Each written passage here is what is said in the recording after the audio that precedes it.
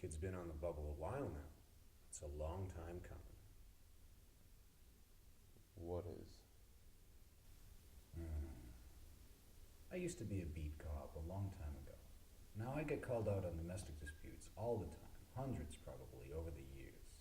But there was this one guy, this one piece of shit that I will never forget. Gordy. He looked like Bo Svensson. You remember him? Walking tall? You don't remember? No. Anyway, big boy, 270, 280, but his wife, or whatever she was, his lady, was real small, like a bird, wrists like little branches. And my partner and I would get called out there every weekend, and one of us would always pull her aside and say, "Come on, tonight's the night we press charges."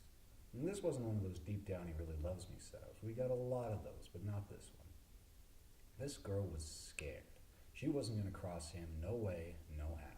Nothing we could do but pass her off to the EMTs, put him in a car, drive him downtown, throw him in a drunk tank. He sleeps it off. Next morning, out he goes. Back home. But there was this one night when my partner was out sick and it was just me. And the call comes in and it's the usual crap. Broke her nose in the shower kind of thing. So I cuff him, put him in a car, and away we go. Only that night, we're driving into town, and the sideways asshole is in my back seat humming Danny Boy. And it just rubbed me wrong. So instead of left, I go right out into nowhere. And I kneel him down, and I put my revolver in his mouth, and I told him, "This is it. This is how it ends."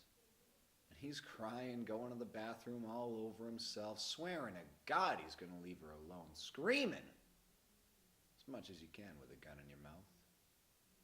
And I told him to be quiet, and I needed to think about what I was going to do here.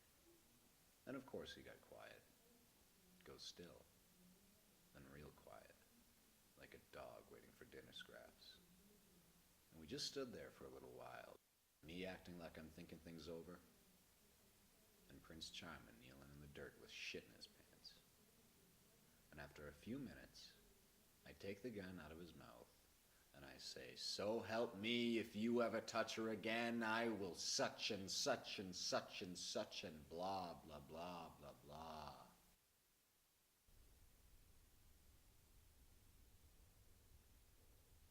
Just a warning. Of course. Just trying to do the right thing. But 2 weeks later, he killed her. Of course.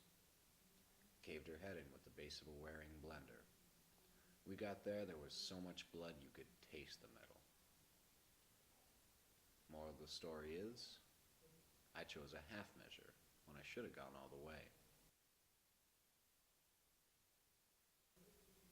I'll never make that mistake again.